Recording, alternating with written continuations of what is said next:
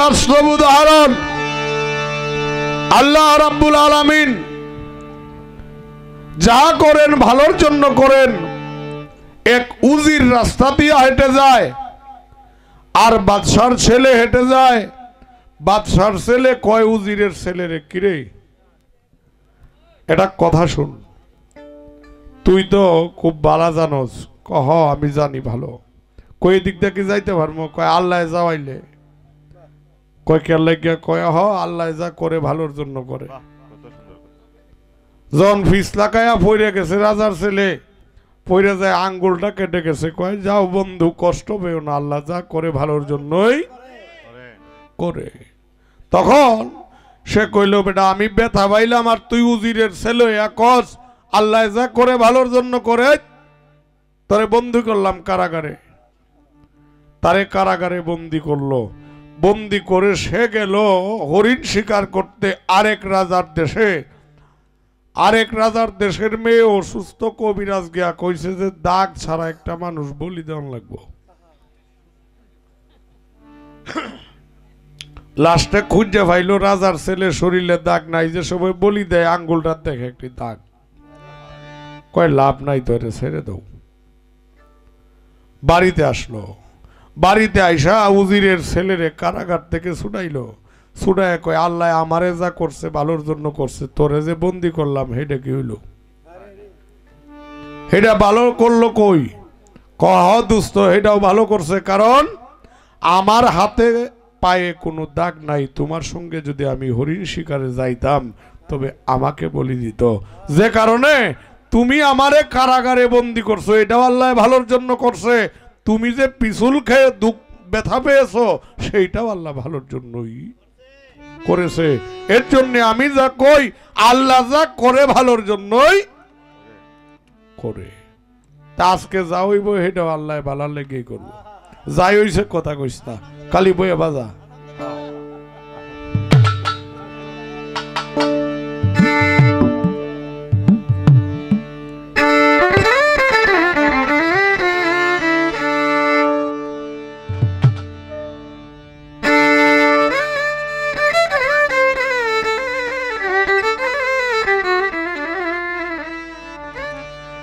সাধুর যুগল চরণ ধুলি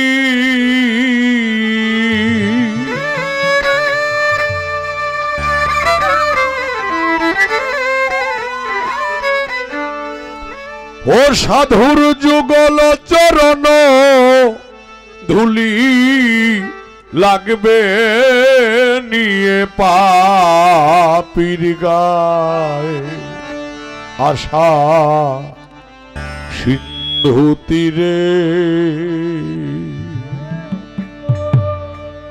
বসে আছি গো সদা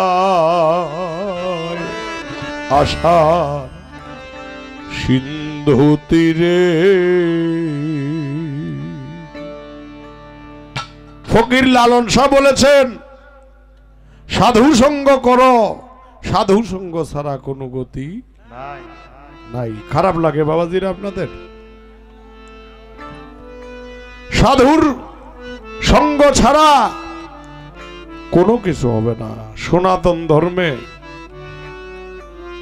শ্রী শ্রী চৈতন্য চরিতামৃত একটি বই লিখেছেন ভারতের কবিরাজ কৃষ্ণদাস গোস্বামী। সে বলছে যদি ভগবানের প্রতি ভক্তি থাকে তুমি ব্রাহ্মণ হও, যাই হও, যদি একটা মুচিরও ভগবানের প্রতি ভক্তি থাকে তার ঘরে তোমার অন্য আহার করিতে হবে। সে যদি সাধু হয়, সাধুর সেজো না, সাধু হও। এই হইল ওলি আল্লাহদের বক্তব্য। মাওলানা জালালউদ্দিন রুমি রহমাতুল্লাহ আলাইহি সে বলছেন, তিনি বলেছেন জীবনে যদি মানুষ না হতে পারো রাস্তার ধুলির পরে থাকো।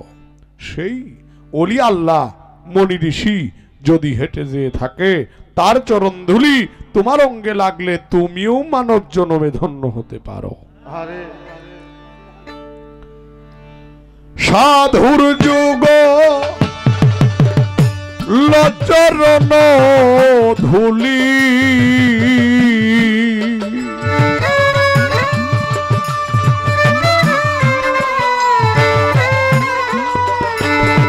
সাধুর যুগল চরণ ধুলি লাগবে নিয়ে পাপীর গায় আশা সিন্ধু তীরে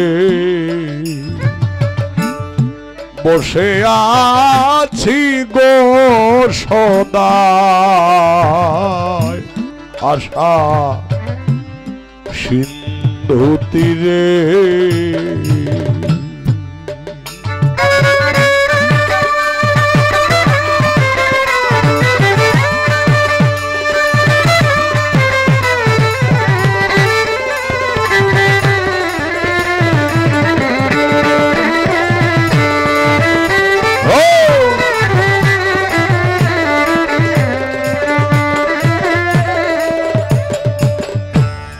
সাধু না লইবে যারে কে আর লইবে তারে সাধু না লইবে যারে কে আর লইবে তারে তুমি জানাও মহিমা করো পাপ ক্ষমা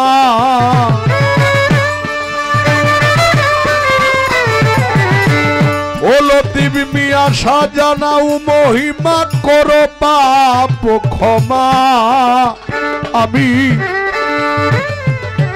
বসে আছি হাল বইটাতে আশা কে সিন্ধু তীরে বসে আছি গো সদা আশা সিন্ধু তীরে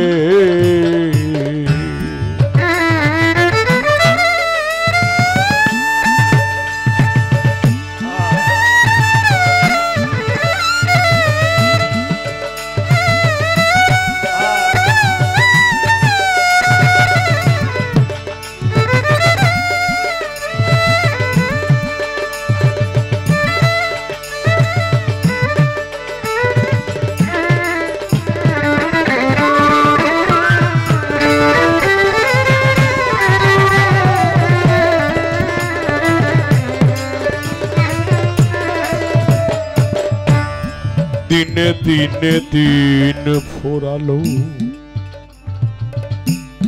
মহাকালে ঘিরে নিল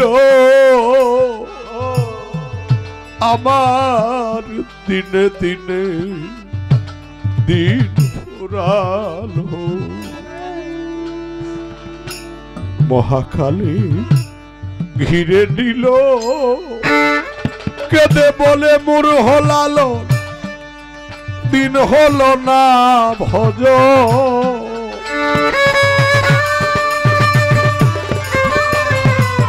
ও কেঁদে বলে মুর হলালো হীন হলো ভজ আবার কোথায় যাই ফেরে আশা সিন্ধু তীরে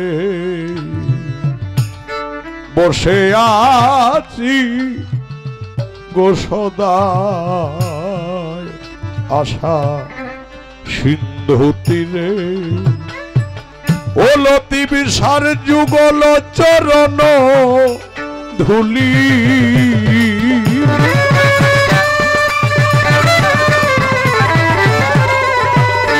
ও দয়ালের যুগল চরণ ধুলি লাগবে নিমোর পাপীর গায় আশা সিন্ধু তীরে বসে আছি গো সদায় আশা সিন্ধু তীরে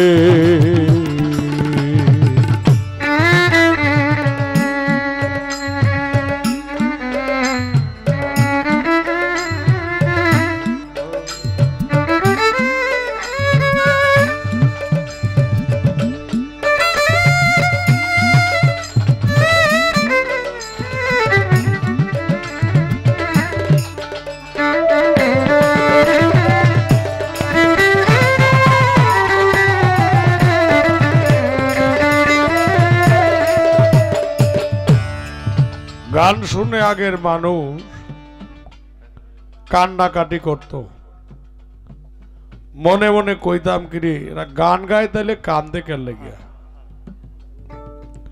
এই জিনিসটা বারবারই আমার চিন্তা হইতো, কিন্তু এখন গানের বিচার করে দেখি আসলে কান্না তো গানেই।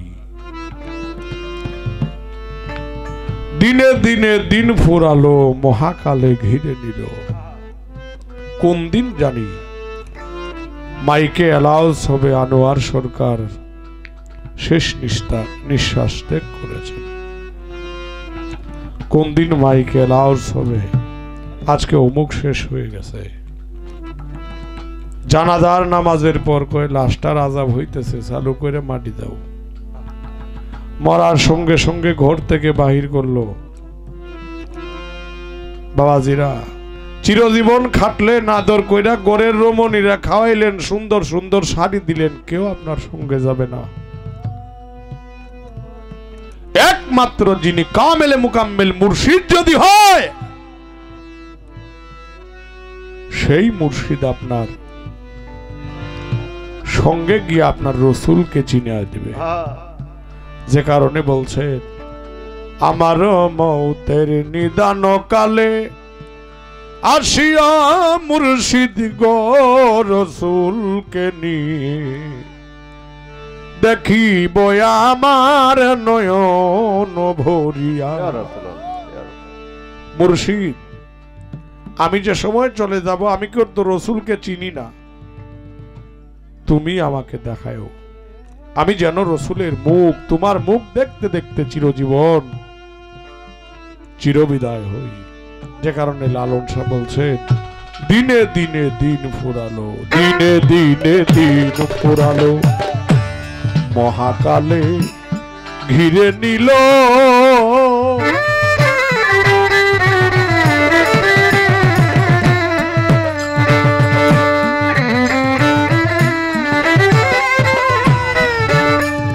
ওরে দিনে দিনে দিন ফুরালো, মহাকালে ঘিরে নিল। কেঁদে বলে মুর হলালো, হীন হলো ভজ।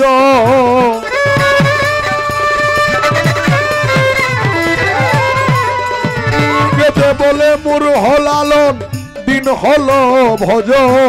আর না জানি কোথায় যাই চলে আশার সিন্ধু তীরে। সাধুর যুগ লচরণ ধুলি,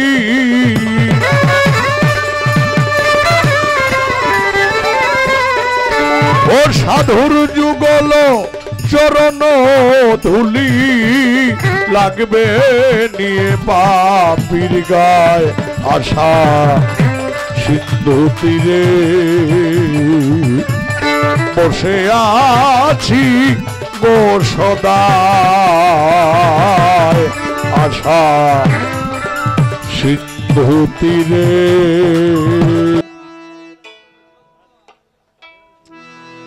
যাই হোক, ছোট করে একটু আল্লাহ পাকের প্রশংসা করলাম।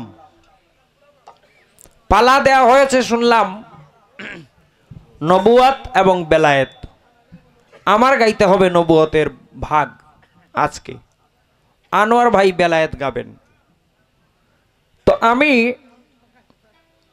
একটা কথা রেখে যাই, পালাটা তিনি শুরু করবেন। আমার কথা হলো, হ্যাঁ শুরু করেই ফেলাই, ঠিক আছে। আমার কথাটা হচ্ছে এই, আপনারা সকলেই জানেন যে রসুলে পাক সাল্লাল্লাহু আলাইহি ওয়াসাল্লাম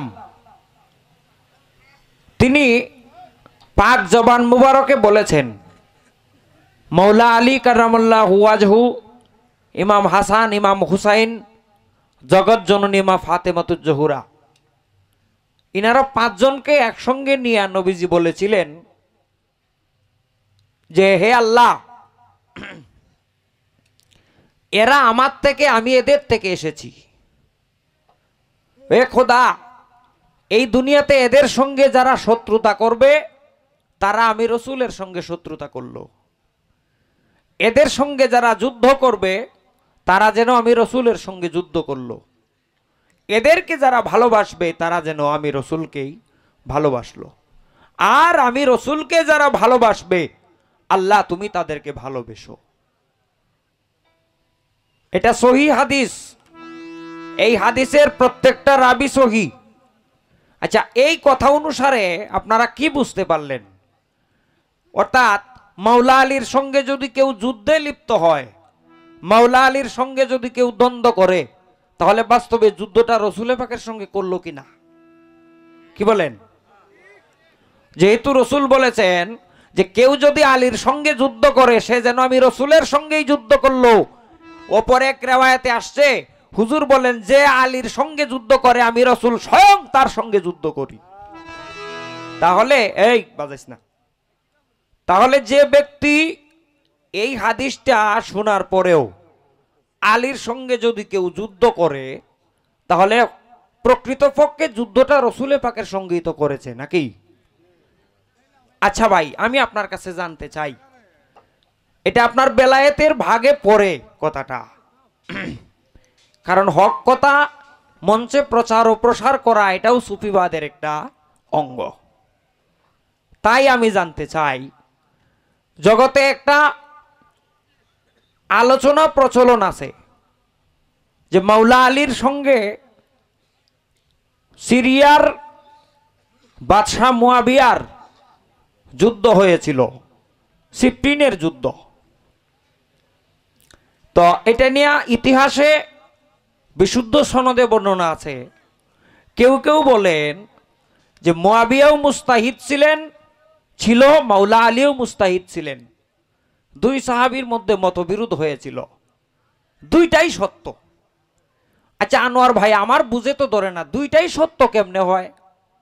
হয়তো বা একটা সত্য হবে আর একটা মিথ্যা হবে। আমার তো এটা বুঝে ধরে না যে দুইটাই সত্য হইতে পারে। আপনাদের বুঝে ধরে?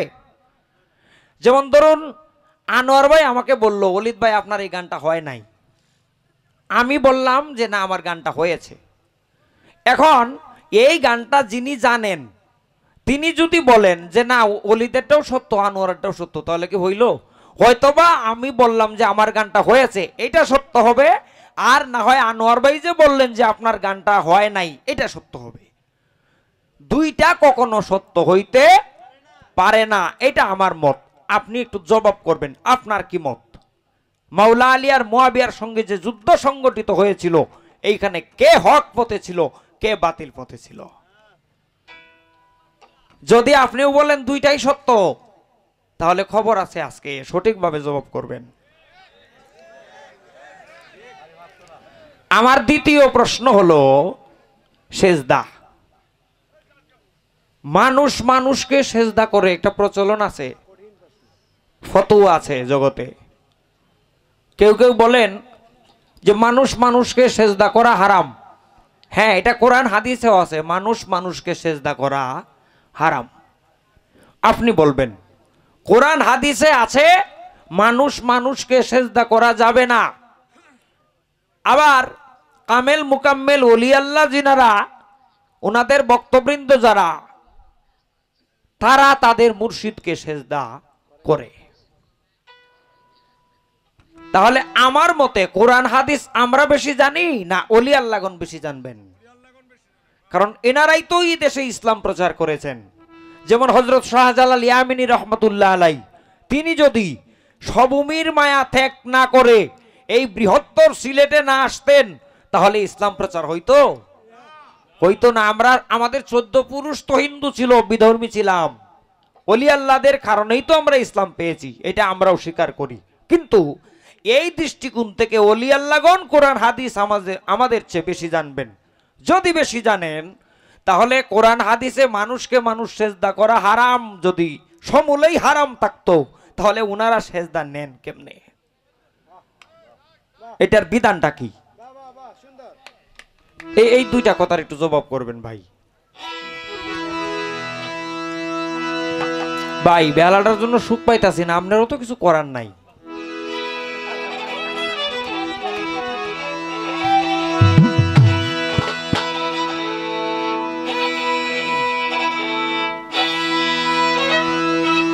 ও যার নাম জপিলে হবি ধনী, ও যার নাম জপিলে হবি ধনী, তোদের বুঝবে মানুষ কাম রে। মুহাম্মাদের নাম জপ, মুহাম্মাদের নাম।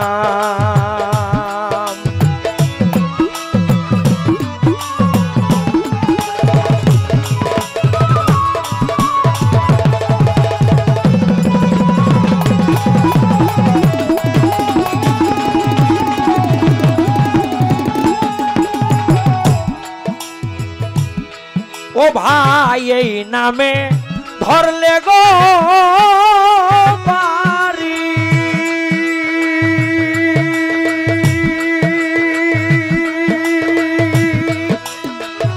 ডুববে না তোর ভাঙা তরি রে।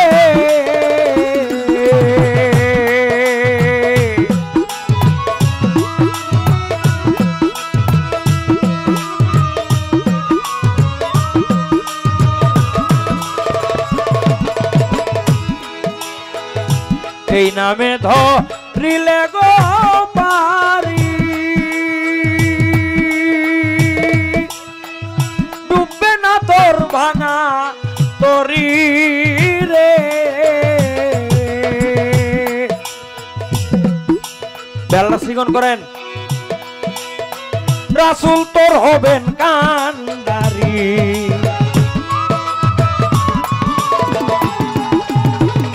রাসূল তোর হবেন কান্ডারি, এই নামের এত দাম রে। মুহাম্মাদের নাম জপ, মুহাম্মাদের নাম।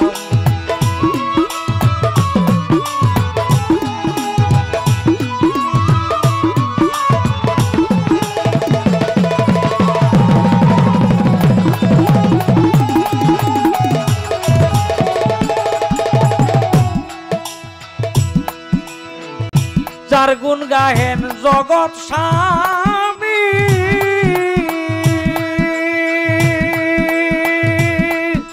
ভবে তার মতো আর কেউ নাই দামি রে। হাই করেন, ভোকাল হাই করেন।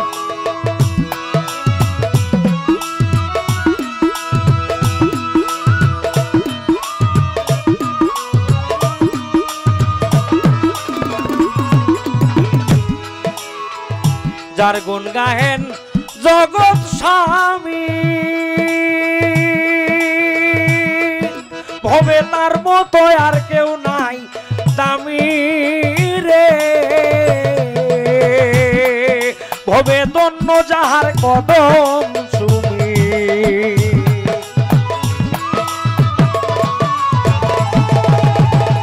ধন্য যাহার কদম চুমি, সকল সাহাবা একরাম রে। মুহাম্মাদের নাম জপ, মুহাম্মাদের নাম।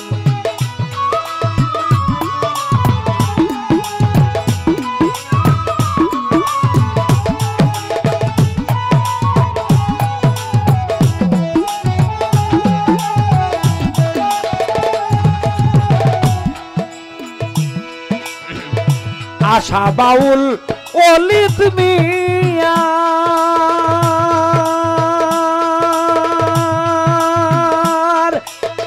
দেখতে যে হারায় আনোয়ার রে।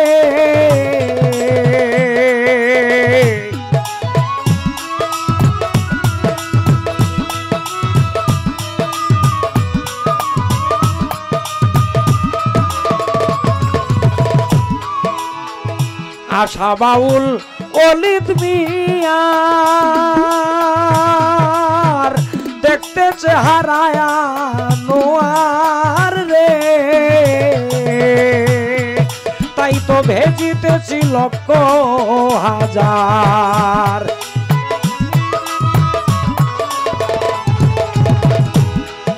তাই তো ভেজিতেছি লক্ষ হাজার। দরুদ সালাম রে মুহাম্মাদের নাম জপো মুহাম্মাদের নাম ওজার নাম জপিলে হবি ধনী ওজার নাম জপিলে হবি ধনী তোদের বুঝবে মনুষ্কাম রে মুহাম্মাদের নাম জপো মুহাম্মাদের নাম জপো মুহাম্মাদের নাম।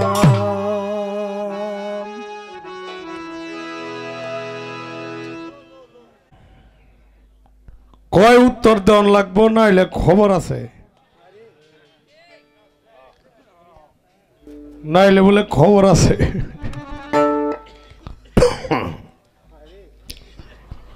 খবর তো হইবই।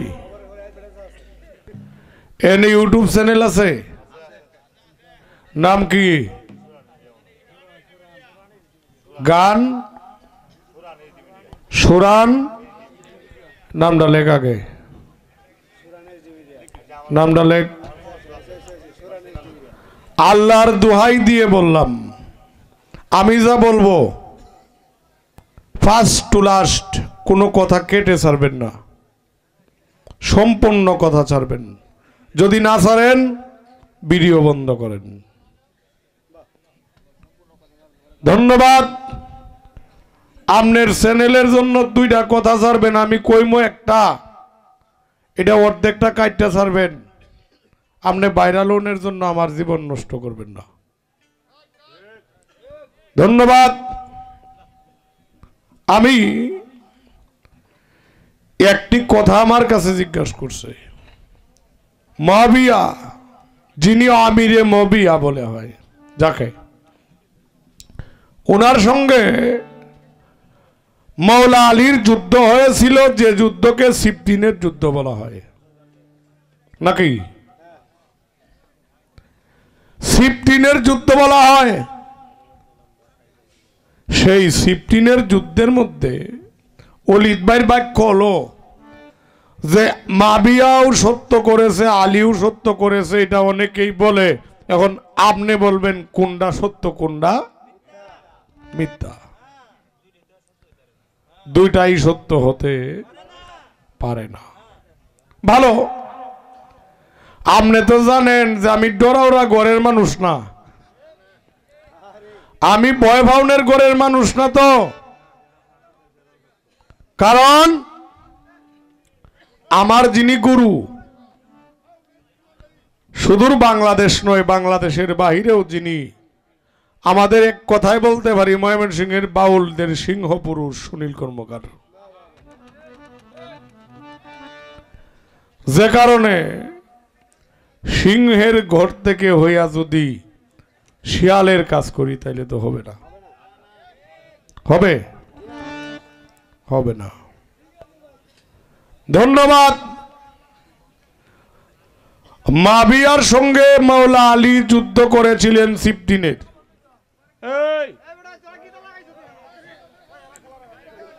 মাওলা আলী করিমুল্লাহ ওয়াজহু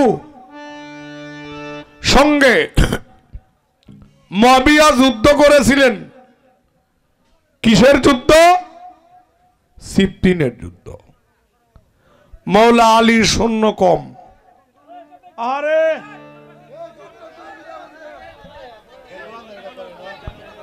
এইটারে উঠায় দেয়, এটা কমিটির লোক কই?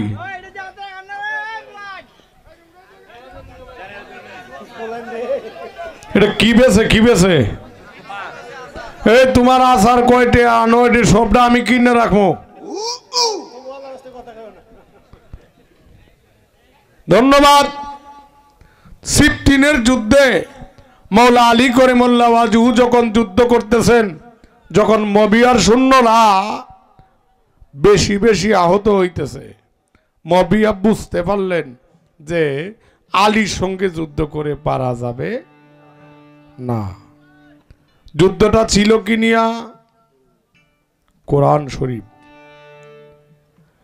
সেই মুআবিয়ার গোত্রের এরা, মুআবিয়া কিনা এটা আমি জানা নাই, মুআবিয়ার গোত্রের এরা লাঠি রাগায় কোরআন শরীফ নিয়া দেখায়া বলল যে আমরা কোরআনের পক্ষে আছি, যুদ্ধ মন্তব্য ঘোষণা করা হোক। গোসাল মাথায় রেখে আল কুরআন শরীফকে মাথায় রেখে বলতেছে যে আমরা যুদ্ধ করব না, আমরা কোরআনের পক্ষে আছি, যুদ্ধ মন্তব্য ঘোষণা করা হোক। মাওলা আলী যুদ্ধ মন্তব্য ঘোষণা করলো, সুযোগ পেয়ে মাওলা আলীকে পিছন দিয়া তীর নিক্ষেপ করলো। তাইলে ঠিক তদ্রুপ দয়াল নবীর সাহাবীদের মধ্যে অনেকেই ঝামেলা ছিল বাবাজি। কি ঝামেলা? মাওলা আলী শুধু মাবিয়াই না, আব্দুল্লাহ ইবনে উবাইর একজন মুনাফিক, সে রাসূলুল্লাহর কাছে রাসূলুল্লাহর পক্ষে কইতো, কাফেররার পক্ষে যায় কাফেরের পক্ষে কথা কইতো। তখন সে মারা গেছে, মারা যাওয়ার পরে রাসূলুল্লাহ সাল্লাল্লাহু আলাইহি ওয়াসাল্লামের জামা মুবারক দ্বারা তারে কাফন পরাইছে। কথাটা লক্ষ্য করবেন, খুব মনোযোগ। জামা মুবারক দ্বারা কাফন পরাইছে, লালা মুবারক দ্বারা সুরমা দিছে। আল্লাহ ঘোষণা করে দিছে, জিব্রাইল তুমি আমার বন্ধুকে গিয়ে বলো, আমার বন্ধু যতই বাহানা করুক না কেন, আব্দুল্লাহ ইবনে উবাইরকে আমি বেহেশত দিব না, তার জন্য জাহান্নাম ওয়াজিব করে দিছি। কেন? সে মুনাফিক। আজকে থেকে যেন আমার বন্ধু মুনাফিকের কোনো জানাজায়ও না যায়। ঠিক তদ্রুপ সেইখানে মাবিয়ার গ্রুপের এরা মাওলা আলীর সঙ্গে মুনাফিকি করেছিল। নেই নামের কথার উত্তর।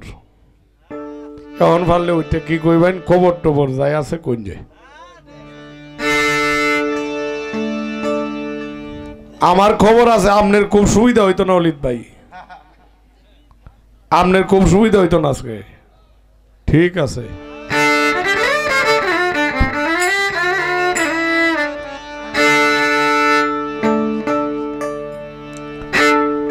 ও তুই ছেড়ে দিয়ে বহিরঙ্গ,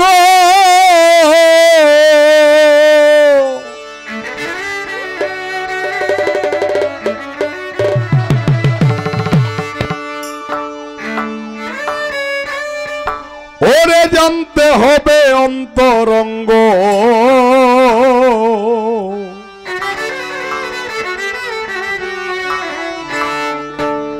তুমি দমের ঘরে লাগাও প্রেমের চাবিরে দেখা পাবি, পানা বিল্লার দেশে যদি যাবি।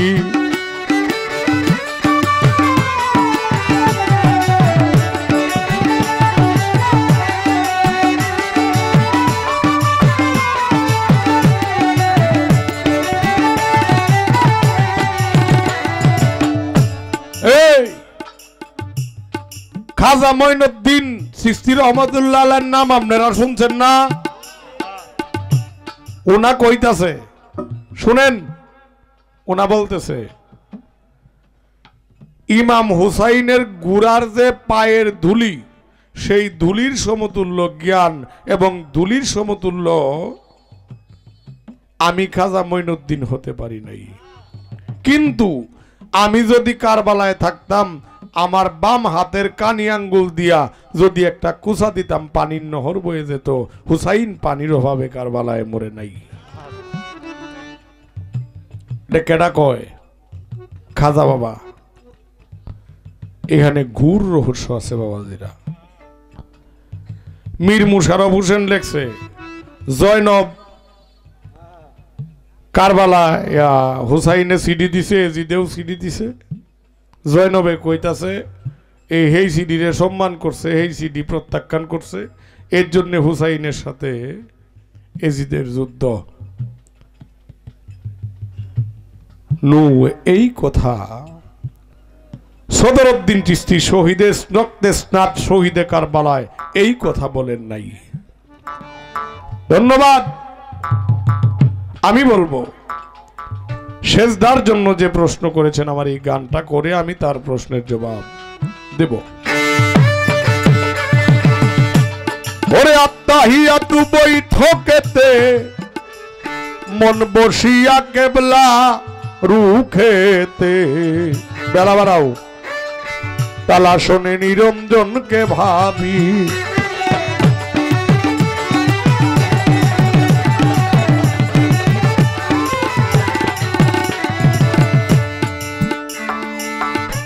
বাহিয়া তু বৈঠকেতে বসিয়া কেবলা রুখেতে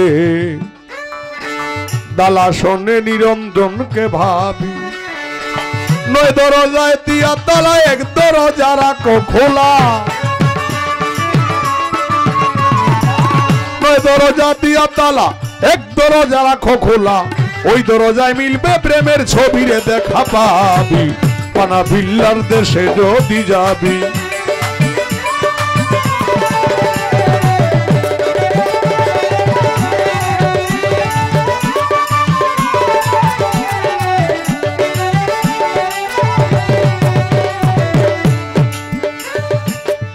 আল্লাহু হাজিরিন আল্লাহু নাজিরিন আল্লাহু মাহিয়া জানতে পাবি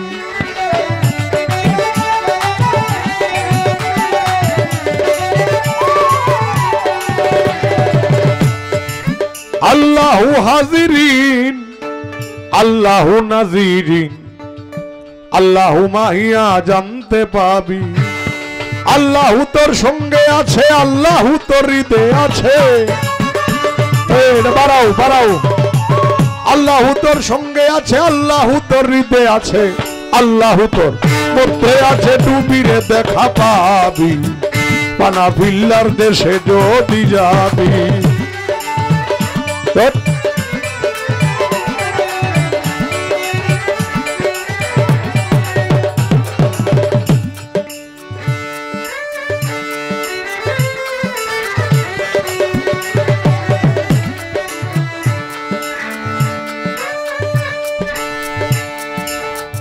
মুরাকাবা ধ্যানের ঘরে তিন ভাগে বিভক্ত করে করতে হবে মুর্শিদের পাইরবি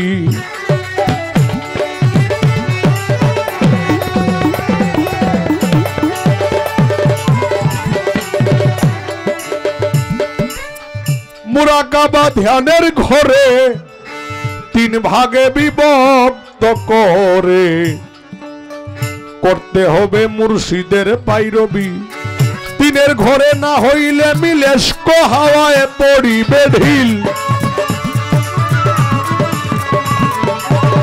তিনের ঘরে না হলে মিল এস্ক হাওয়ায় পড়িবে ঢিল সাধক হালিম বলে কুল কুল খাবিরে সাধক হালিম বলে কুল কুল খাবিরে দেখা পাবি পানা বিল্লার দেশে যদি যাবি পানা বিল্লার দেশে যদি যাবি রে দেখা পাবি পানা বিল্লার দেশে যদি যাবি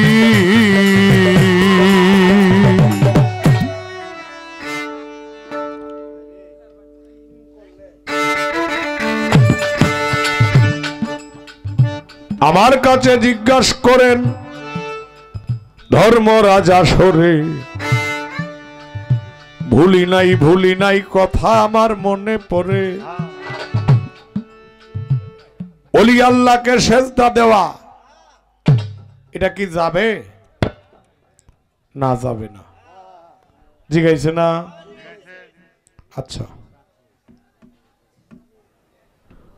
কোন কথার মধ্যে কি আপনাদের কি খারাপ লাগতেছে বাবাজিরা আপনারা ভালো লাগলেই তো আমরা ভালো নাকি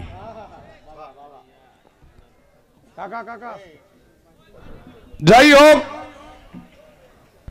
আমাকে একটি কথা জিজ্ঞাসা করছেন কি জিজ্ঞাসা কথা বললে কথা শুনতে পারবেন না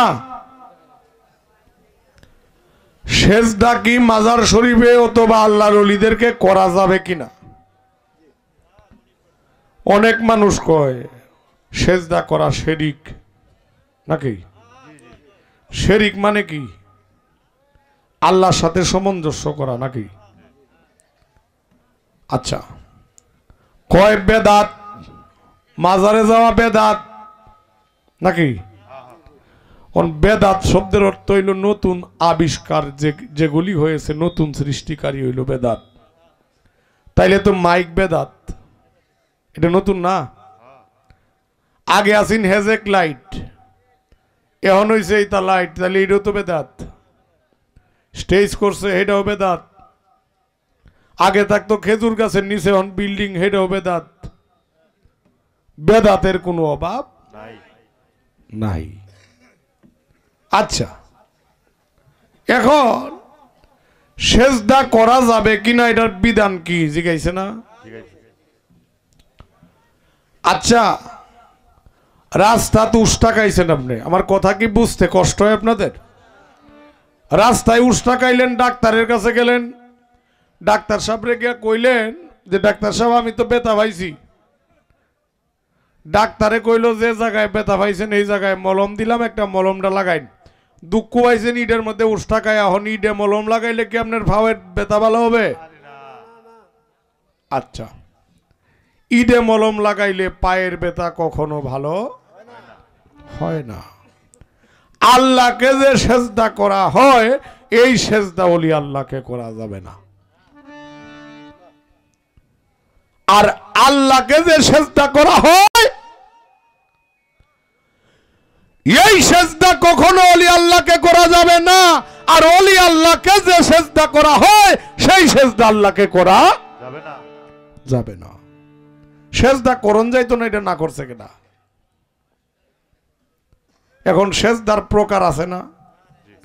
সেজদা দুই প্রকার, সেজদায়ে তাজিমি, সেজদায়ে তাহবুদি। তাহবুদি সেজদা আল্লাহকে করা যাবে। কি সেজদা? তাহবুদি সেজদা। এই সেজদা কিভাবে? এই সেজদার নিয়ম কারণ আছে। নিয়ম কারণ আছে কি? না হয় তানুসালি আলিল্লাহি তাআলা রাকাতে সালাতিল ইশা অথবা 4 রাকাতে সালাতিল ইশা ফারজুল্লাহ তাআলা মুতাওয়াজ্জান ইলা জাতিল কাবাতে শরীফাতে আল্লাহু আকবার কোয়া নিয়ত বানলেন, সূরা ফাতিহা পড়লেন, সাথে একটা সূরা মিলাইলেন, মিলায়া রুকুতে গেলেন, রুকুর পরে আপনি সেজদায় অবনত হইলেন। কিভাবে? আপনার হাত থাকবে ওইভাবে, আগে নাকটা লাইগা পরে কপালরা মাটিতে আবাদে মস্তক কোটে আল্লাহু আকবার বলে আল্লাহকে সেজদা করবেন। সত্য না মিছা? সত্য না মিছা? আচ্ছা, আপনারা যারা তরিকতপন্থী, মাজারে সেজদা করলে কি রুকু আছে? মাজারে সেজদার রুকু আছে? নাই। মাজারে সেজদার রুকু নাই, মাজারে সেজদার সূরা কেরাত নাই, মাজারে সেজদার নিয়ত নাই। এটা কোন সেজদা? তাজিমি সেজদা। তাজিম অর্থ কি? সম্মান। সেজদা অর্থ কি? কদম বুসি করা। এই সেজদা কোন সেজদা? এই সেজদা যে সেজদা আল্লাহকে করা হয় ওই সেজদা নহে, সেই সেজদার নাম হলো তাজিমি সেজদা। এই তাজিমি সেজদা ইউসুফ নবী যখন মিশরের বাদশা হয়েছে, কথা লক্ষ্য করবেন, ইউসুফ নবী যখন মিশরের বাদশা হয়েছেন তখন কি হয়েছে আল্লাহ, মিশরের বাদশা যখন হয়েছে তখন ইউসুফ নবী কে মিশরে বাদশা হয়েছে, কিন্তু তার ইয়াকুব নবী তার 10 জন সন্তান এবং সে তার স্ত্রী এই 12 জন মিলে ইউসুফ নবীকে যায় সেজদা করেছিল। এটা কোরআন শরীফ, আমি আনোয়ারের বানানো কোনো কথা নহে। তাইলে এই সময় কোরআন শরীফ আল্লাহ সূরা ইউসুফের 98 থেকে 100 নম্বর আয়াতের মধ্যে এই সূরা ইউসুফের সেজদার ব্যাপারে কথা আছে। তাইলে আমার কথা হলো, যে সেজদা ওলি আল্লাহকে করা হয় সেই সেজদা কি? তাজিমি সেজদা।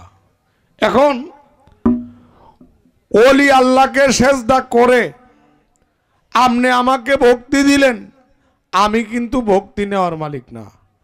আমার ভক্তিটা কারে দিব আমি? যে হে দয়াল, তুমি তো দেখছো তোমার নামে আমাকে ভক্তি করেছে, আমার ভক্তি তুমি গ্রহণ করো, আমি আমার গুরু পদে অর্পণ করে দিব। আর যে নাকি সেজদা নেওয়ার মালিক, এই যে কথা কইছে, যে নাকি সেজদা নেওয়ার মালিক, সে সেজদা নিতে পারে, মালিক হয়ে নিতে হবে। আগে মালিক হতে হবে। কোন মালিক? জালালউদ্দিন কা গান কইছে, ও তুমি পীর চুরতে চাহিলে এশকেতে মজিলে সেই সুরাত বদলে হবে নবীর গঠন। ওই নবীর নূরে সর্বঙ্গ জুড়ে হয়ে যেতে পারে তোমার দিলেতে রৌশন। ধ্যানে দিদারে মজলে না রে মন। খারাপ লাগে যদি সেই নূর মিলে, তালা খুঞ্জি যাবে খুলে, ফানা ফিল্লার হালে ভুলিবে আপন। জালালউদ্দিন বলে নিজে নেস্তি হলে আপনার সুরতে শেষে দেখবে নিরঞ্জন। বাবাজি ফেরাউন খোদা দাবি করছে, নীলদরিয়া ডুববে মরছে না? আচ্ছা, নমরুদ কইছে আমি খোদা, লাস্টে মুখ দেয়া মশা হামায়া কে কথা বোঝা যায়? নাক দেয়া মশা ঢুকিয়া মাথার মধ্যে মশায় গিয়ে কামড় দেয়, একটা বাড়ি দেয়, একটা কামড় দেয়, একটা বাড়ি দেয়, শেষে জুড়ে বাড়ি মারে নিজের মাথা নিজেই ভাঙ্গা মারা গেছে। সত্য না মিছা? আরেকজন দাবি করছে আমি খোদা, তার কোনো ক্ষতি হয় নাই, সে একজন ওলি আল্লাহ হয়ে গেছে। তারে তো আপনারা চিনেন, তার নাম জানেন না? যিনি ছিলেন মনসুর আল্লাহ। ওনা বলেছেন আনাল হক, আনাল হক, আমি খোদা। কিন্তু তখন কাইটটা বাসায় দিল, মাংসর টুকরায় কয় আনাল হক। কয়লা করলো, কয়লায় কয় আনাল হক। ছাই বানাইলো, বাতাসের সঙ্গে উড়ে। আগে কইতো একজনে আনাল হক, সারা শহরে কয় আনাল হক। তার কোনো ক্ষতি হয়েছে? তাইলে আমি বলতে চাই, আব্দুল হক মুহাদ্দিস দেওয়ালবী রহমতুল্লাহ আলাই একটা জায়গায় বলছেন, বইটার নামটা আমার সঠিক মনে নাই, যে মনসুর কখনো আয়নাল হক বলে নাই, যিনি আনাল হক তিনি মনসুর হাল্লাজের ভিতরে ঢুকে বলেছিলেন আনাল হক। তাইলে আল্লাহকে জাগ্রত করতে হবে। আল্লাহ বলেন ফাশকুরুনি ওয়াশকুরুকুম ওয়াশকুরুনি ওয়ালা তাকফুরুন। তুমি আমার জিকির করো, আমি তোমার জন্য ইয়া করি, জিকির করি। কি? তুমি আমাকে একবার স্মরণ করলে আমি তোমারে 10 বার স্মরণ করি।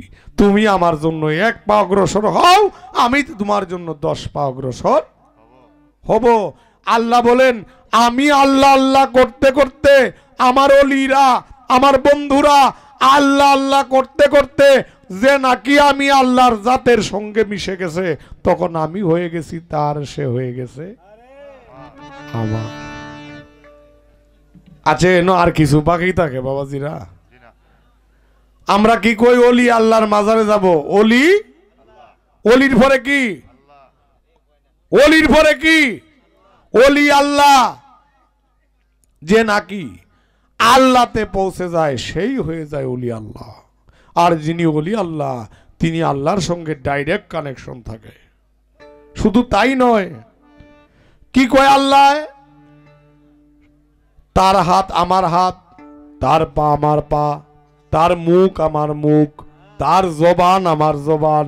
সে কথা কয় না, আমি আল্লাহ তার ভিতরে ঢুকে কথা বলি।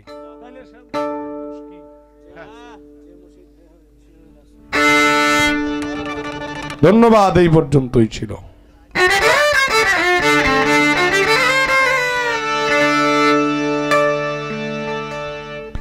ধন্যবাদ। আমারে খবর করছো না, আপনি আপনার খবরটা কই দেওয়া অন্ধে হন। কি খবর? আপনি গাবেন নবুয়ত জীবন ভরা প্রশ্ন করছি অন্য ভাই, আজকে প্রশ্নটা একটু উল্টা পাল্টা হইব। কি উল্টা পাল্টা? রসুলের পুর নূর সাল্লাল্লাহু তাআলা আলাইহি ওয়াসাল্লাম হিজরত শেষ করলেন কোথায়? হিজরতে কোথায় গেলেন? মক্কা থেকে মদিনায় নাকি?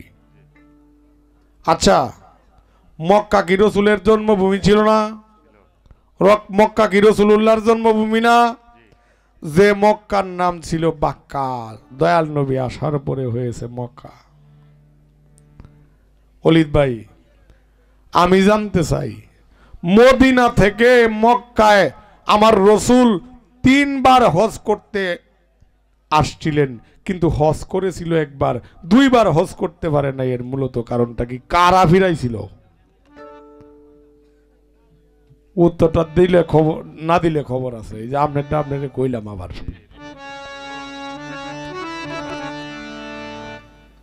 কি ওনার 3 বার আসছেন হজ করতে, কিন্তু 2 বার ওনা মক্কায় আইসা ঘুরে যাইতে হইছে, হেরাম শরীফে প্রবেশ করতে পারে নাই। এর মূলত আটকাইছেন কেটা রসুলরে। এইলো একটা কথা। 2 নম্বর আসেন নবুয়ত। আপনি নবুয়ত গাবেন যেহেতু, দয়াল নবী মোহরে নবুয়ত পৃষ্ঠ দেশে কবুতরের ডিমের ন্যায় ছিল। আমি জানতে চাই, আচ্ছা বাবাজি 20,000 টাকা লইলেন, এখন কি সামনের পকেটে রাখবেন না পিছের পকেটে রাখবেন? সামনে রাখবেন না পিছে? কে লেগে সামনে রাখবেন? হেফাজতে থাকার জন্য। আমি জানতে চাই, এত সুন্দর এত মূল্যবান একটি নবুয়ত, সেটা দয়াল নবী সামনে না থেকে পিছনে গেল কেন? এই 2টা কথা।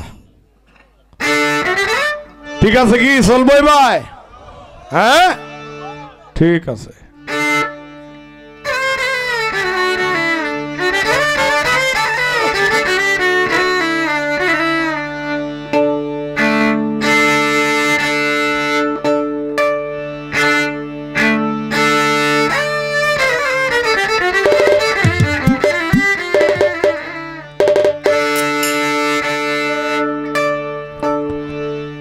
একটি করে পালার গান আমরা করব আস্তে, আর একটি করে একটু ভাব বিচ্ছেদ দরকার। আমি জানি আপনাদের প্রয়োজন আছে এটা। হ্যাঁ এইটা কইলেই শব্দ বেশি হইব। জানি জানি আমি জানি, সমস্যা নেই, ফুসাইয়া দিব, ব্যবসাত মাইর খাবেন না।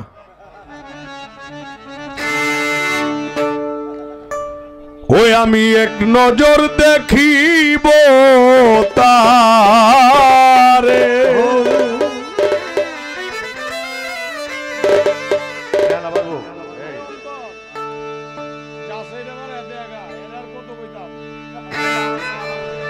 ওকে আমারে বলুক রে জগতের লোক,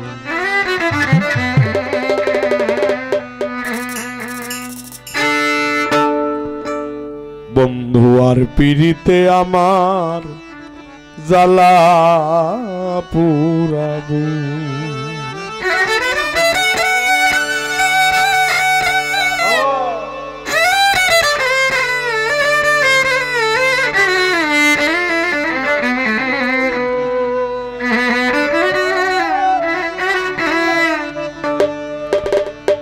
কত সুখে আছি আমি গো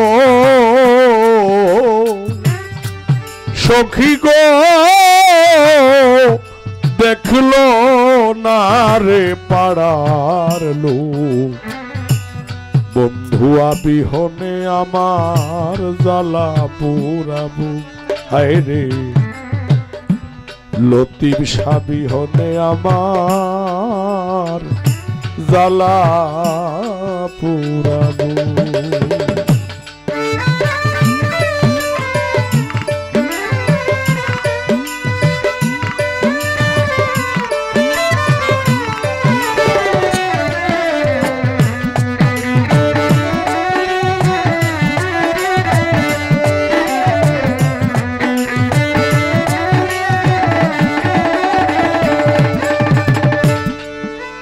ওরে হইয়া বন্ধুর প্রেম ভিখারি,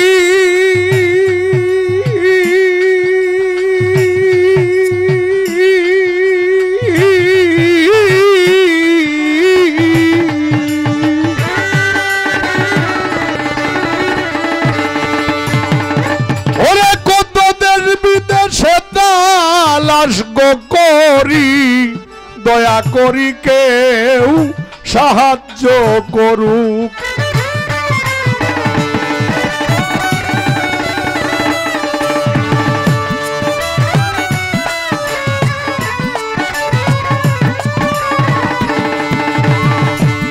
ও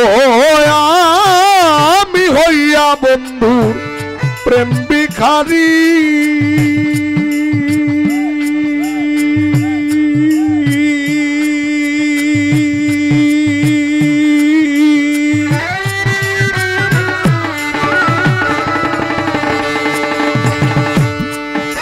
কতদের বিদেশে তালাশ গো করি, দয়া করি কেউ সাহায্য করু। কইতে নারী মনের দুঃখ আমি,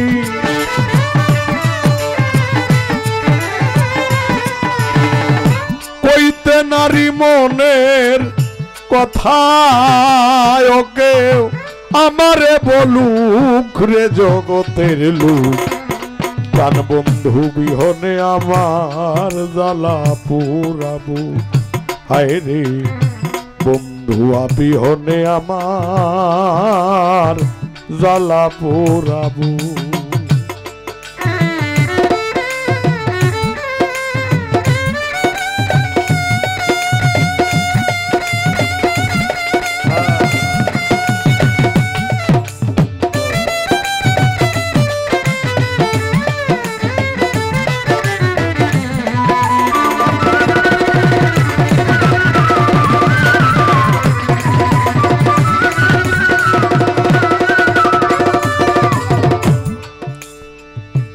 দীনবন্ধু নাম ধরিয়া ও লিদ ভাই আমারে মারলো কাদাইয়া গো। দয়া করি লুকাইয়া থাকো ও আমার দীনবন্ধু নাম ধরি।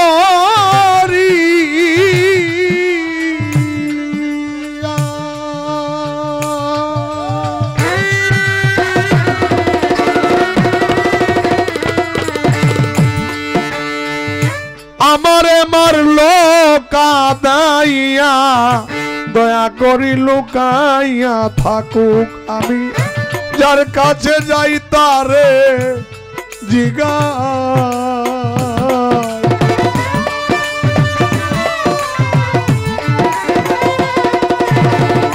যার কাছে যাই তারে জিগাই ওকে আমারে বলুক রে জগতের লোক।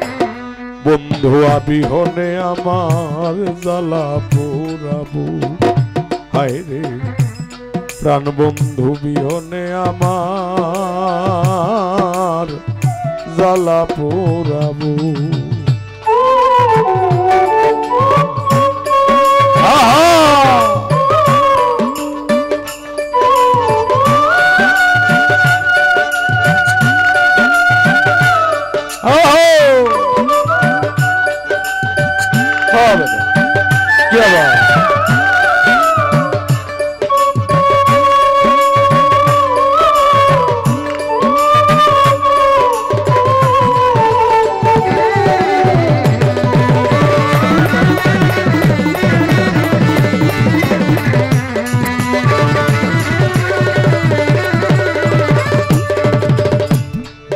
আমার বন্ধুর দেখা হয় নাই যবে, তোমরা এই দোয়া করিও সবে যেন তার চরণে আমার নাম লেখো।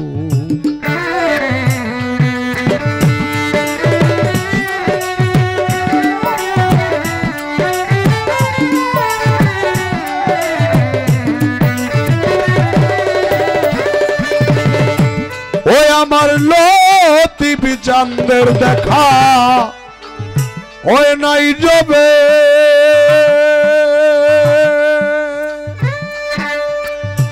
এই দোয়া করি অসবে নাই মূল চান তার চরণে আমার নাম লেখু।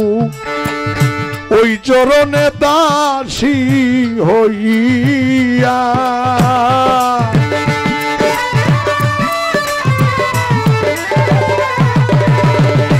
ওই চরণে দাসী হইয়া কারি আমির উদ্দিন মরুখ রে জগতের লোক, বন্ধু আবিহনে আমার জ্বালা পুরাবো।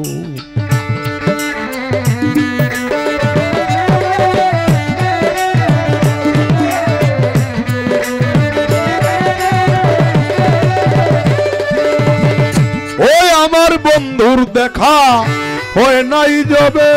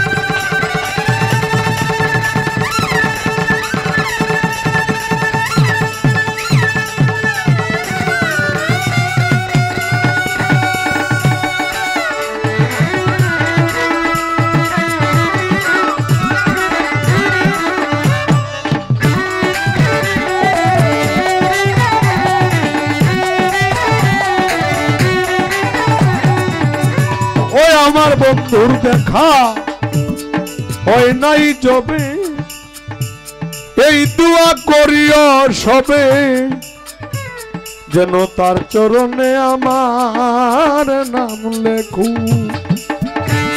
ওই চরণে দাসী হইয়া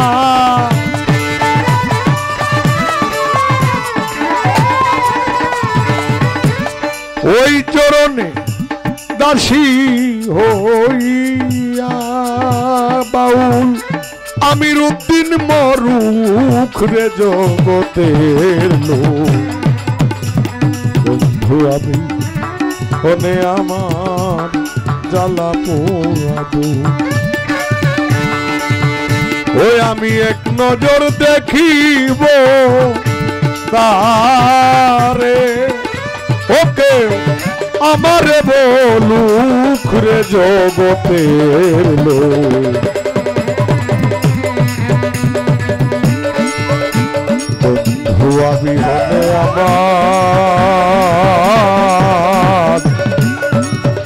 আমার জ্বালা পোড়াবো।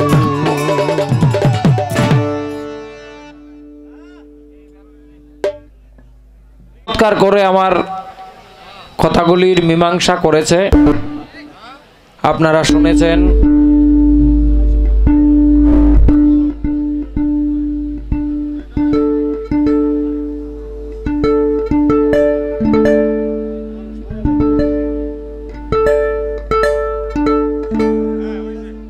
দে ল জাকির ল দে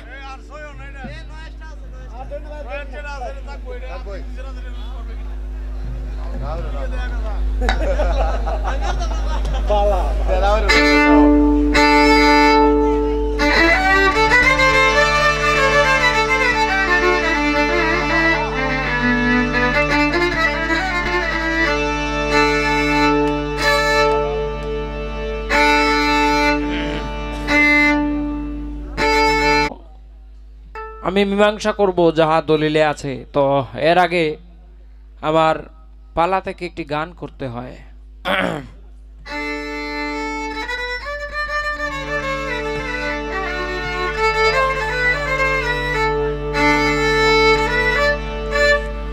ও ভাই সারে জাহান মোহিত হল গো,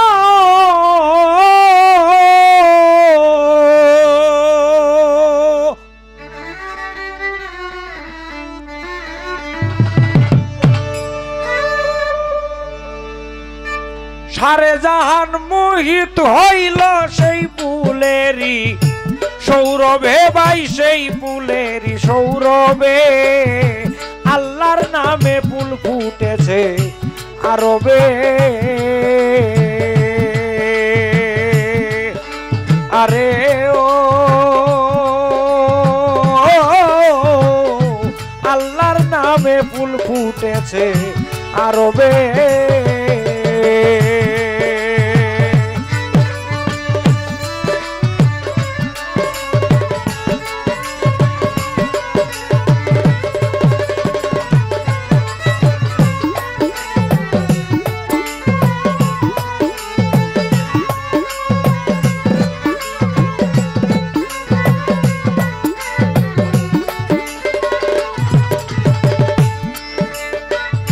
সারে জাহান মোহিত হলো গো,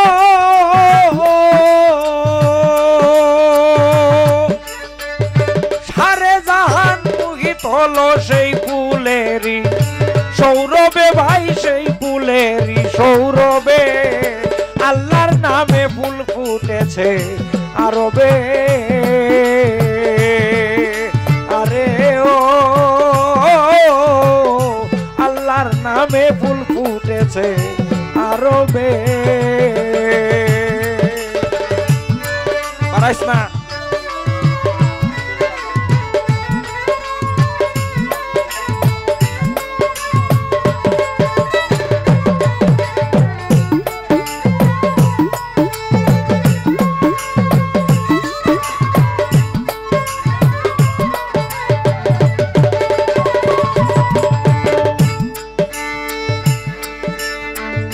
সেই ফুল যেদিন ফুটেছিল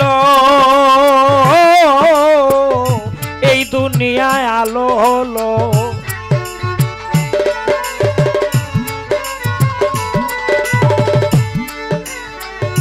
সেই ফুল যেদিন ফুটেছিল এই দুনিয়ায় আলো হলো। কাফের বেদিন যারা ছিল গো,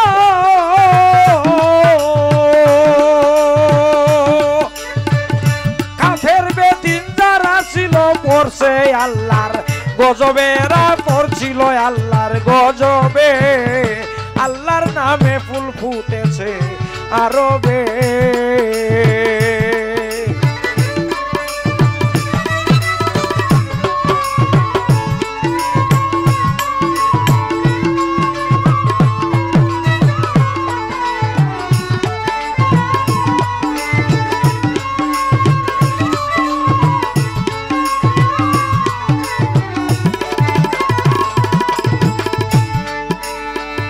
সেই ফুলেরই গেরান বর্জক ভবে পাইল যেজন হইল সাধক।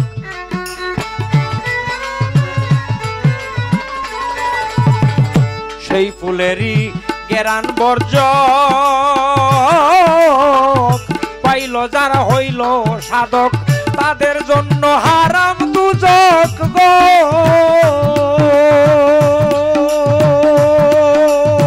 তাদের জন্য হারাম দুজক বলছে আল্লাহর কিতাবে ভাই, বলছে আল্লাহর কিতাবে।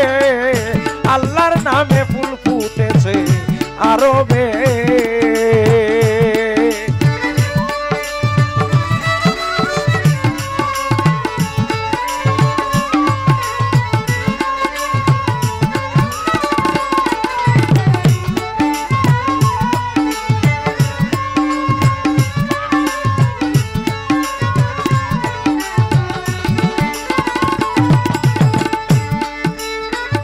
তার জন্যতে হারাম দুজক,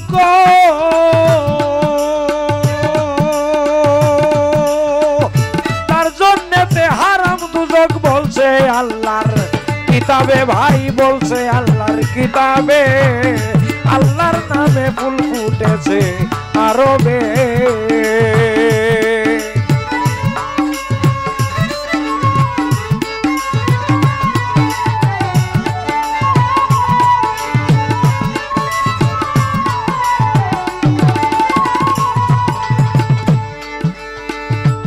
শুভ দিনে শুভক্ষণে ফুটিল ফুল এই ভুবনে, শুভ দিনে শুভক্ষণে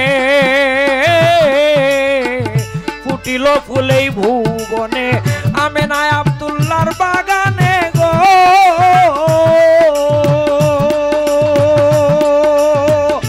আমেনা আব্দুল্লাহর বাগানে কি সুন্দর সুবাসুবে ফুল, কি সুন্দর সুবাসুবে।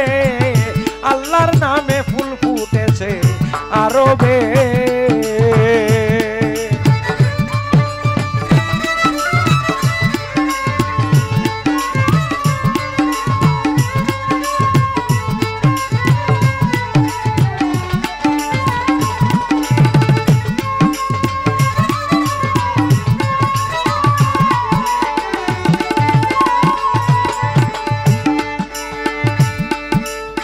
দাদা নবী হোসেনের কপাল মন্দ, পেলেন না সেই ফুলের গন্ধ।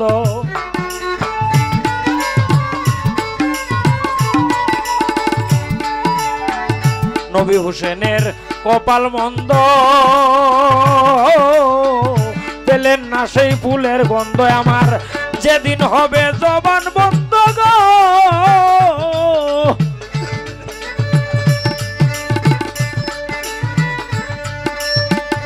যেদিন হবে জবান বন্ধ, রাসূল নিসামনে থাকবে আমার নবী নিসামনে থাকবে। আল্লাহর নামে ফুল ফুটেছে আরবে।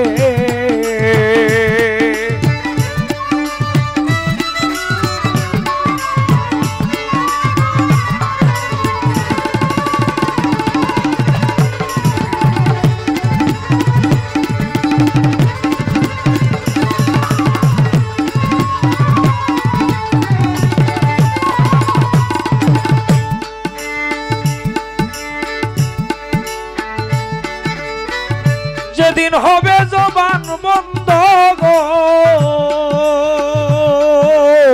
যেদিন হবে জবান বন্ধ, রাসূল নিসামনে থাকবে আমার নবী নিসামনে থাকবে।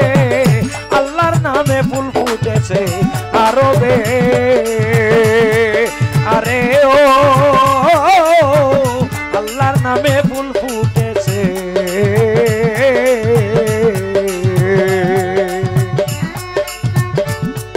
আরবে।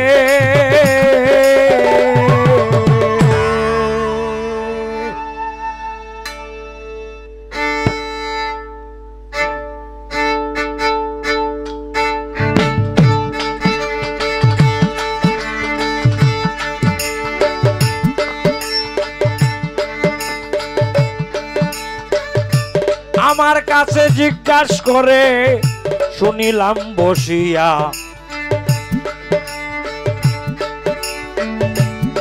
তিনবার হজ করতে গিয়াছিলেন দিনের আম্বিয়া।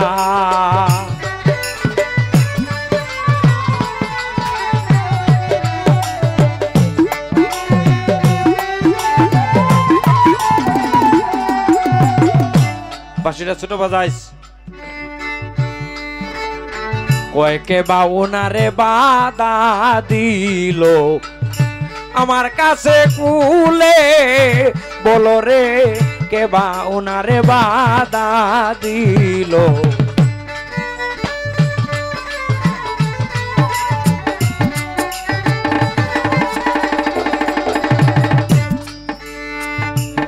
ভাই সত্য কথা বলতে কোনো অসুবিধা নাই। জাজিরাতুল আরবে সমগ্র মক্কা নগরে রসুলের যে বংশ কুরাইশ বংশ, এই বংশের উপরে শক্তিশালী কোনো বংশ বা কোনো গোত্র ছিল না। কুরাইশ গোত্রের দুটা ভাগ ছিল। একটা ভাগের নাম হলো উমাইয়া গোত্র, আর একটা গোত্রের নাম হাশেমি গোত্র। এই যে হাশেমি গোত্র, এই গোত্রের ছিলেন মুহাম্মদুর রাসূলুল্লাহ সাল্লাল্লাহু আলাইহি ওয়াসাল্লাম। দুঃখজনক হলেও সত্য কথা, হযরত আবু তালিব মাওলা আলীর আব্বা, উনি ইন্তেকালের পরে, আব্দুল মুতালিবের ইন্তেকালের পরে আর হাশেমি খানদানের কেউ, একমাত্র রসুলে পাক এবং মাওলা আলী তিনির একজন ভাই আবু তালিব, আখিল ইবনে আবি তালিব, এই লোকগুলি ছাড়া আর হাশেমি খানদানের কেউ ছিল না। কিন্তু উমাইয়া গোত্রের সকলেই ছিল। উমাইয়া গোত্রের যে নেতৃত্ব দিত তার নাম হলো আবু সুফিয়ান। রসুলে পাক সাল্লাল্লাহু আলাইহি ওয়াসাল্লামের জীবনে একটি যুদ্ধ ছাড়া আর সমস্ত যুদ্ধে সরাসরি বিরোধিতা করেছে আবু সুফিয়ান। এই আবু সুফিয়ান এবং তার দূষরদের জন্যই রসুল দুইবার হজ করার নিয়ত করে এসেও মক্কা শরীফে ঢুকতে পারেননি। এই আবু সুফিয়ান, উতবা, সাইবা, উতাইবা, আবু জেহেল, আবু লাহাব এদের সঙ্গে অবশেষে চুক্তিবদ্ধ হতে হয়েছিল রসুলে পাকের। এই চুক্তিটা মক্কা শরীফ থেকে কিছু দূরে একটা মাঠের মধ্যে একটা বৃক্ষ ছিল। এই বৃক্ষটা হলো বরইয়ের বৃক্ষ, বরই গাছ। এই হুদাইবিয়া নামক স্থানে, এই জায়গাটার নাম ছিল হুদাইবিয়া। হুদাইবিয়া নামক স্থানে মক্কার কুফফারদের সঙ্গে রসুলে পাক সাল্লাল্লাহু আলাইহি ওয়াসাল্লামের একটা চুক্তি হয়েছিল। এই চুক্তিতে 8টা সন্ধি ছিল এবং 10 বছর এই চুক্তি বলবৎ থাকবে, এরকম একটা চুক্তি ছিল। এই চুক্তির মধ্যে রসুলে পাকের পক্ষ থেকে মাওলা আলী লিখেছিলেন যে আউযু বিল্লাহি মিনাশ শাইতানির রাজিম, বিসমিল্লাহির রহমানির রহিম, মুহাম্মাদুর রাসূলুল্লাহর পক্ষ হতে এই চুক্তি। তখন আবু সুফিয়ান কয়, না, আমরা এটা মানি না, আমরা আল্লাহকে মানি, কিন্তু আমরা যদি মুহাম্মাদুর রাসূলুল্লাহ মানতাম তাহলে তো ওনার সঙ্গে আমাদের কোনো দ্বন্দ্বই থাকে না। আমরা মুহাম্মাদুর রাসূলুল্লাহ মানি না, আমরা মুহাম্মদ ইবনে আব্দুল্লাহ মানি। নাউজুবিল্লাহ পড়েন। কয় মুহাম্মাদুর রাসূলুল্লাহ কেটে দাও। তখন হুজুর পরিস্থিতি অনুকূলে রাখার জন্য মাওলা আলীকে বলেছিলেন, আলী, মুহাম্মাদুর রাসূলুল্লাহটা কেটে দাও। ভাই, এখানেও ইমানের পরীক্ষা ছিল। মাওলা আলী বলেন, ইয়া রাসূলুল্লাহ, আপনার চরণে আমার মা বাবা কুরবান হোক, আপনার চরণে আমি আলী কুরবান হয়ে যাব, কিন্তু আমার এত বড় স্পর্ধা নেই। মুহাম্মাদুর রাসূলুল্লাহ আমি আমার নিজের হাতে রিসালাতের যে সাক্ষ্য বহন করে যে শব্দ, এই শব্দ আমি আলী কাটতে পারবো না। মাওলা আলী কাটেন নাই। তখন হুজুর নিজেই এই লেখাটা মুছে দিয়েছিলেন। ভাই, এরা আর কেউ নয়, এরাই রাসূলুল্লাহর বংশধর। এরাই ছিল উমাইয়া গোত্রের। আবু সুফিয়ান ছিল তার প্রধান নেতা, আর এই আবু সুফিয়ানের পুত্রই হলো মুয়াবিয়া। উমাইয়া গোত্রের আবু সুফিয়ান থেকে শুরু করে ইয়াজিদ পর্যন্ত একটা মানুষও অন্তর থেকে ইসলাম গ্রহণ করে নাই। এটার জ্বলন্ত প্রমাণ আছে। যখন হুজুর মক্কা বিজয় করলেন, মক্কা বিজয় করার পরে মক্কা নগরে ভয়ঙ্কর দুর্ভিক্ষ এবং রোগ দেখা দিল। মক্কার মানুষের বেশি বেশি অসুখ হচ্ছে এবং খাদ্যের অভাব দেখা দিল। এদের মধ্যে একটা মহামারী, একটা দুর্ভিক্ষের সৃষ্টি হলো। তখন আবু সুফিয়ান বাধ্য হয়ে মদিনায় গিয়ে নবীজিকে বললেন যে আমরা আপনার হাতে হাত দিয়ে ইসলাম গ্রহণ করতে চাই। যাই হোক, সে আরো অনেককে নবীজিকে সুপারিশ করার জন্য অনেকের কাছে গিয়েছিল। এটা লম্বা ঘটনা, আমি বলতে চাচ্ছি না। তখন এক সময় আবু সুফিয়ান বলল, আচ্ছা, আপনি কি রহমাতুল্লিল আলামিন নয়? আপনি কি আল্লাহর রহমত নয়? দেখেন, অতি ভক্তি সুরের লক্ষণ। কয়, আপনি কি আল্লাহর রহমত নয়? নবীজি বললেন, কেন নয়, অবশ্যই আমি আল্লাহর রহমত। কয়, ইয়া রাসূলুল্লাহ, আপনি যদি সমস্ত সৃষ্টির জন্য রহমত হন, আপনি সমস্ত সৃষ্টির রহমাতুল্লিল আলামিন থাকতে আমরা অভাবে রোগে সুগে ভুগি কেমনে? দেখেন, তখন হুজুরের তো কোমল হৃদয় ছিল। তিনি আল্লাহর কাছে প্রার্থনা করলেন, এ আল্লাহ, তুমি এদের অভাব দূর করে দাও, এদের রোগ বেমারি থেকে শেফা দান করো।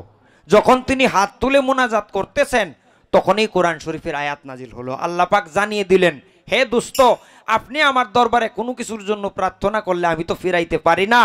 আপনার কথা আমি কবুল করলাম, এদের অভাব এবং রোগ দূর করে দেব সত্য, তবে জেনে রাখেন এরা বিপদে পড়ে আপনার কাছে এসেছে সাহায্য চাওয়ার জন্য, আশ্রয় চাওয়ার জন্য।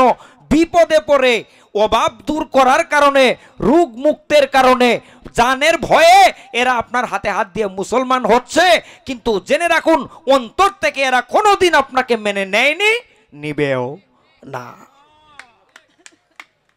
তাহলে দেখেন আল্লাহ পাক জানিয়ে দিয়েছেন পরিষ্কার কথা, নবীজিও বুঝতে পেরেছিলেন। আরো বহু ঘটনা আছে।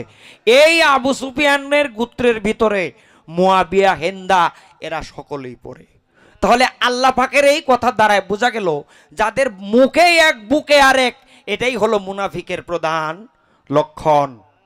এরপরে আপনারা আল বিদায়া ওয়ান নিহায়া পড়বেন, ইবনে কাসির রহমতুল্লাহ আলাইহির লেখা। এইখানে লেখা আছে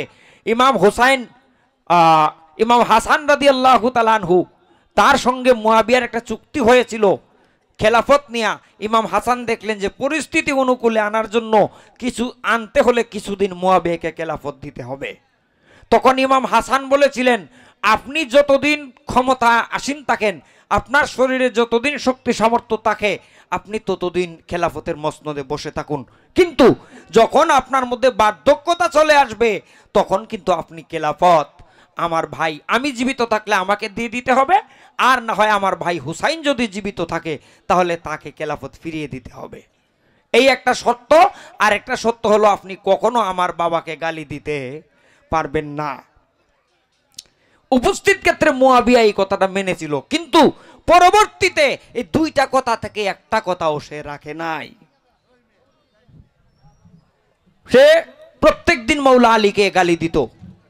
আপনারা বই পুস্তক পড়ে দেখবেন, এগুলি আছে। এবং সে খেলাফত ফিরিয়ে দেয় নাই। আর মুনাফিকের 10টা লক্ষণ আল্লাহর রাসূল বয়ান করেছেন।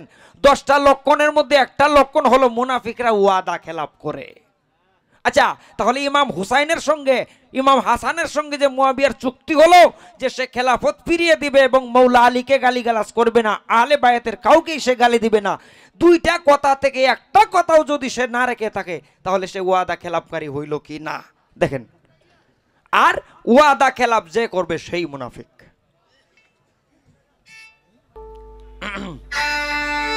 যাই হোক, এটা আমার বলার প্রয়োজন ছিল না, ওনার প্রশ্নটা করার কারণে চলে আসছে।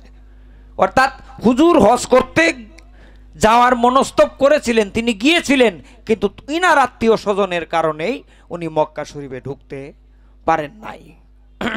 এটার শত্রু উনার বংশ পরম্পরায় ওই যে উমাইয়া গোত্রের লোকেরা, আবু সুফিয়ান, উতবা, সাইবা, এরাই ছিল মূলত উনাকে বাধা প্রদানকারী। তার দ্বিতীয় প্রশ্ন হলো যে মোহরে নবুয়াত এটা সামনে থাকলে ভালো। একটা মেসাল দিয়েছে যে টাকা যদি বুক পকেটে থাকে তাহলে নিরাপত্তা থাকে বেশি। অনুরূপভাবে মোহরে নবুয়াত যদি বক্ষ দেশে থাকতো, সম্মুখ দিয়ে থাকতো, তাহলে কি এটার গুরুত্ব বেশি হইতো না? এটা সামনের বস্তু পিছনে গেল কেন ভাই? শুধু পিছনে মোহরে নবুয়ত গেছে, শামুকটা কিন্তু শূন্য নাই, এইখানেও কোনো কিছু ছিল। যাই হোক, পিছনে গেল কেমনে? এটা বহু পুরাতন ঘটনা। সর্বপ্রথম আল্লাহ পাক জাল্লা শানহু তার হাবিবের নূর মুবারক সৃষ্টি করে যেদিন বলেছিলেন আলাস্তু বিরাব্বিকুম, দীর্ঘ সময় পরে নূর বলে উঠলেন কালুবালা। কালুবালা বলে নূর সেজদায় পড়ে গেল। যখন সেজদায় পড়লো, এই সেজদারত অবস্থায় নূরে মুহাম্মদী ছিলেন 70,000 বছর, কারো কারো মতে 3,90,000 বছর। সেজদারত থাকা অবস্থায় নূর জিকির করছিলেন লা ইলাহা ইল্লাল্লাহ, লা ইলাহা ইল্লাল্লাহ, লা ইলাহা ইল্লাল্লাহ। 3,90,000 বছর পরে আল্লাহ পাকের প্রেমের দরিয়ায় জুস উঠে গেল। যখন আল্লাহর প্রেমের দরিয়া জুস উঠলো, আল্লাহ পাক তার জালালিয়াত চলে আসলো। সেই জালালিয়াতের দৃষ্টিতে ইশকে ফানা হয়ে নূরের পৃষ্ঠদেশে দৃষ্টি পড়েছিল। আর পৃষ্ঠদেশে দৃষ্টি পড়লে আল্লাহ পাক তার কুদরতি হাতে এই জায়গার মধ্যে একটা ছাপ দিয়েছিলেন, যে ছাপটা পরবর্তীতে মোহরে নবুয়ত হিসাবে পরিগণিত হয়েছে। যেহেতু নূর সেজদারত অবস্থায় ছিলেন, সেহেতু আল্লাহ পাকের দৃষ্টি পড়েছিল নূরের পৃষ্ঠদেশে। আর নূরের পৃষ্ঠদেশে আল্লাহর দৃষ্টি পড়ার কারণে মোহরে নবুয়ত পৃষ্ঠদেশে ছিল। আপনাদের খারাপ লাগে? খুব খারাপ লাগে নি?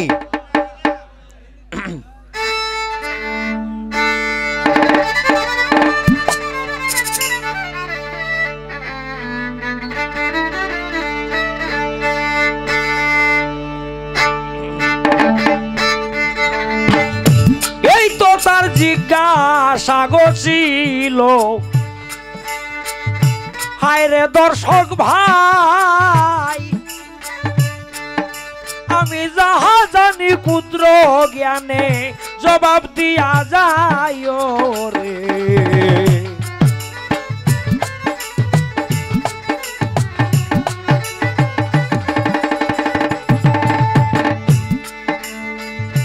এবার আমি জিজ্ঞাসা করি, বলবেন হে বাবের কান্ডারি, এইবার আমি জিজ্ঞাসা করি,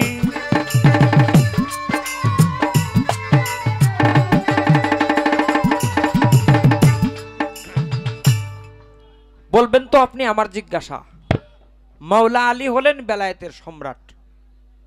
কিতাবের মধ্যে আছে যে হযরত আলী কাররামাল্লাহু ওয়াজহু এবং আহলে বায়াতের উত্তরাধিকারী সূত্রে বর্তমানে দুনিয়াতে যারা রয়েছেন তারা যে পর্যন্ত কাউকে বেলায়েত না দান করেন এই পর্যন্ত সে ওলি আল্লাহ হইতে পারে না। আমি জানতে চাই, জাহেরি যুগে, জাহেরি অবস্থায় মাওলা আলী পৃথিবীতে আসার আগেও, শুধু মাওলা আলী নয়, রাসূল পাক সাল্লাল্লাহু আলাইহি ওয়াসাল্লাম পৃথিবীতে আসার আগেও দুনিয়াতে অসংখ্য ওলি আল্লাহ ছিলেন যাদের মধ্যে বেলায়েত মওজুদ ছিল। তার মধ্যে 8 থেকে 10 জনের নাম পবিত্র কোরআনেই পাওয়া যায়। আমি এত কিছু জিজ্ঞাসা করতে চাই না, আমি জিজ্ঞাসা করতে চাই, কোরআন শরীফে হযরত খিজির আলাইহিস সালাম উনি একজন জবরদস্ত ওলি আল্লাহ ছিলেন।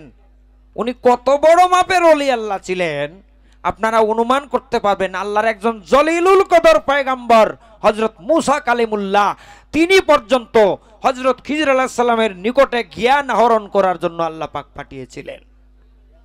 তিনি এত বড় মাপের ওলি আল্লাহ ছিলেন।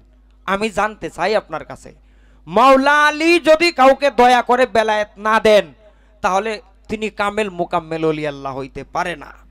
হযরত খিজির আলাইহিস সালাম যখন আল্লাহর ওলি ছিলেন তখন তো মাওলা আলী দুনিয়াতে আসেন নাই। তাহলে হযরত খিজির আলাইহিস সালাম যে বেলায়েত প্রাপ্ত হলেন, উনাকে বেলায়েতটা দান করেছিল কে? অর্থাৎ হযরত খিজির আলাইহিস সালাম কি কারো কাছে বায়াত গ্রহণ করেছিলেন না করেন নাই? যদি করে থাকেন তাহলে তিনি বেলায়েত হাসিলের জন্য কার কাছে বায়াত গ্রহণ করেছিলেন? এই একটা কথাই আমি জিজ্ঞাসা করে গেলাম।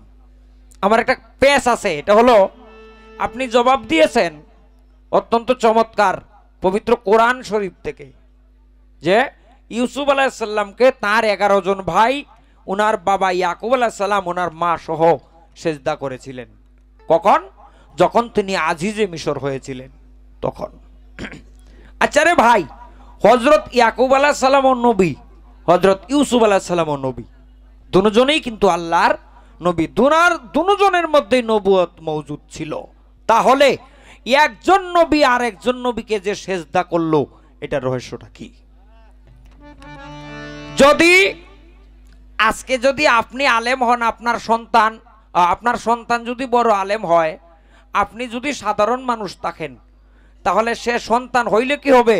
সে যখন কোনো মঞ্চে ওয়াজ করে তখন আপনার শ্রোতা হয়ে তার ওয়াজ শুনতে হবে, এটা নিয়ম।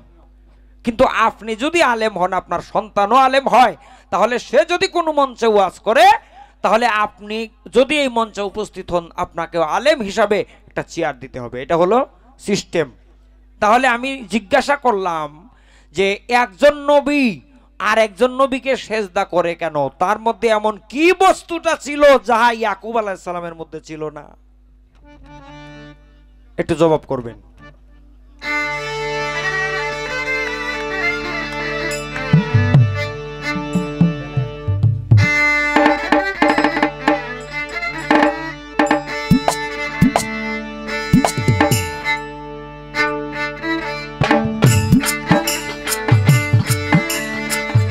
সাথী হারা পাখির মতো সাথী হারা, সাথী হারা পাখির মতো ভাসি নয়ন জলে রে প্রাণের বন্ধু, কর্ম ফলে রে প্রাণের বন্ধু, কর্ম ফলে। বাড়ান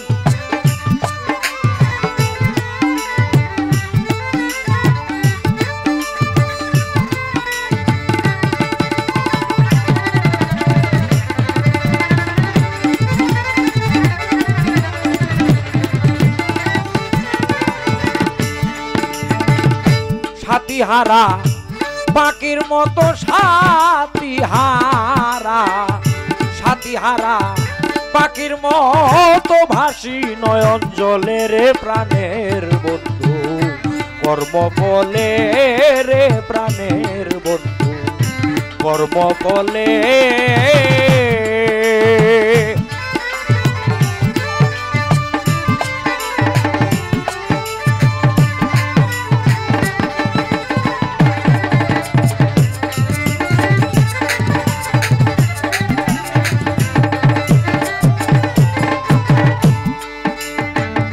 পড়াইয়া পীড়িতের ডায়েরি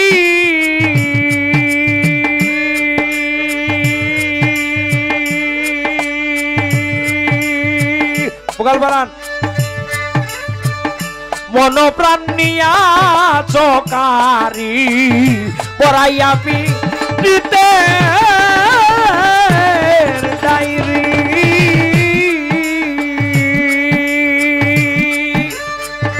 মন প্রাণ নিয়া চকারি, আজকে নমার তেছাও বাড়ি রে, আজকে নমার, আজকে নমার তেছাও বাড়ি, আশা বৃক্ষের ডালে রে প্রাণের বন্ধু, কর্ম বলে রে প্রাণের বন্ধু, কর্ম বলে।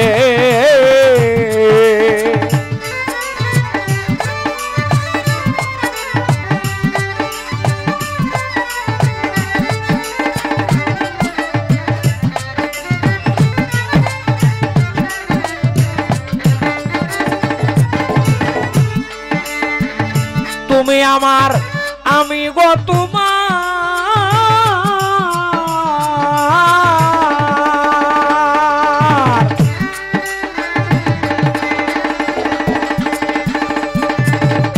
করেছিলে এই অঙ্গীকার, তুমি আমার আমি গো তোমার,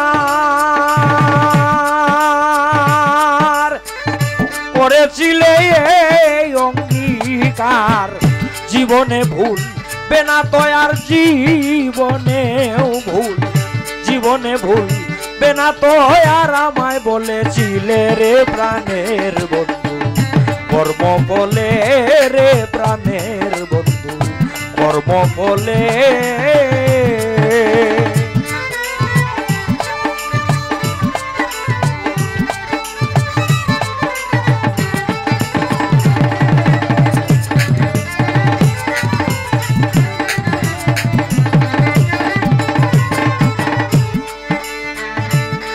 আমার এই মিনতি ওগো আমার পরাণ প্রিয়,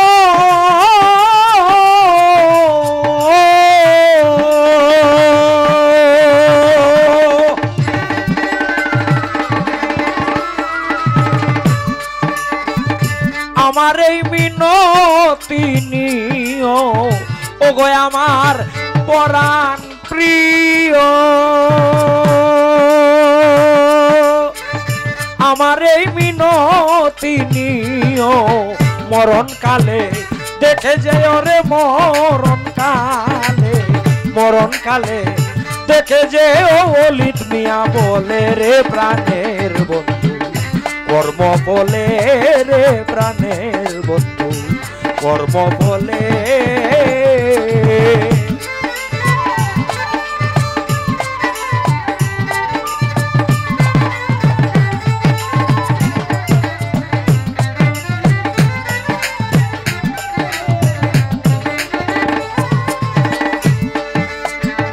সাথী হারা পাখির মতো রে, সাথী হারা, সাথী হারা পাখির মতো ভাসি নয়ন জলে রে প্রাণের বন্ধু, কর্ম বলে রে প্রাণের বন্ধু, কর্ম বলে রে প্রাণের বন্ধু,